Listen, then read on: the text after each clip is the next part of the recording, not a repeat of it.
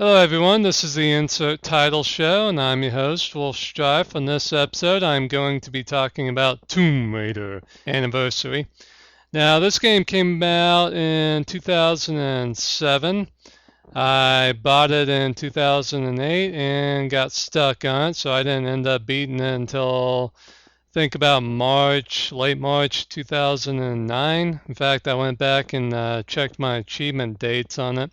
I didn't beat it until a couple of days after I beat Mass Effect 1 for the first time, so it took me a little while to beat it, but it's definitely a classic game.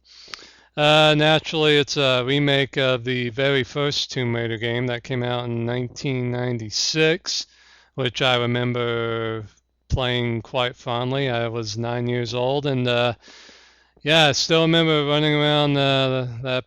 I guess it was like a Incan temple or whatever, just running along. Then all of a sudden, wolves jump out of fucking nowhere. I'm jumping around, shooting my guns in the air, like ah! Scared the shit out of me. Because you gotta remember, back then there really wasn't anything like that came before. I mean, it was just a completely different and new experience. So, yeah, Tomb Raider, the original one, was absolutely a huge, huge game. Well, I mean, look, I mean, it spawned several successful sequels. They even made two movies on it and stuff. So, I mean, the Tomb Raider games in the 90s and the early 2000s were fucking huge. So, naturally, when Crystal Dynamics and Eidos and Square Enix got together, they definitely wanted to keep that tradition alive of making badass Tomb Raider games. And they did Legend in 2006, and then they did Anniversary in 2007. So, but as far as remakes go, Anniversary's right up there with some of the best ones. I mean, it's everything you did in the original Tomb Raider game, you get to do in this one, except it looks better, it plays better, and it's yeah. I mean, it's all the places you went to. You go to Peru, you go to Greece, you go to Egypt, you go to Lost Island, which is like well, the story in this one centers around lost Atlantean artifact and stuff. So a lot of Atlantis stuff in this one, so it's pretty cool. Natla's the main villain. She's pretty interesting.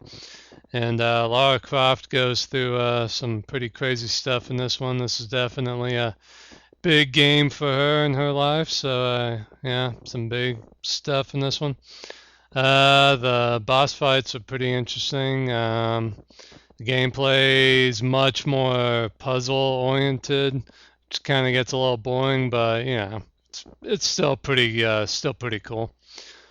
The music in this one's great. It's done by the same guy that did the music in Legend. He definitely did this as much more of a homage to the original Tomb Raider soundtrack, which is a classic soundtrack. So yeah, very good job on this one. And they just did a really good job paying their respects to the original Tomb Raider, and it's definitely a great game. The voice acting's good and stuff. The game, though, didn't sell too well. It sold only like 1.3 million copies, which I think makes it the worst selling Tomb Raider game of all time. But, I mean, 1.3 is still pretty good. I mean, they probably made a pretty decent profit. I think back in the day, if you sold at least a million games, that was pretty good.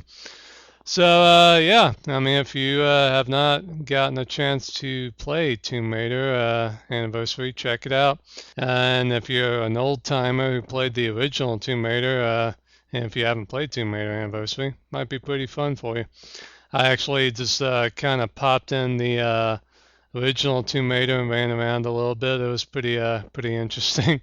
I definitely saw why this game was so big and groundbreaking and successful back in 1996. So that was pretty cool. That was probably the first time I played the original Tomb Raider in well over a decade, probably 15 years actually. So, yep, pretty cool, man. Pretty cool.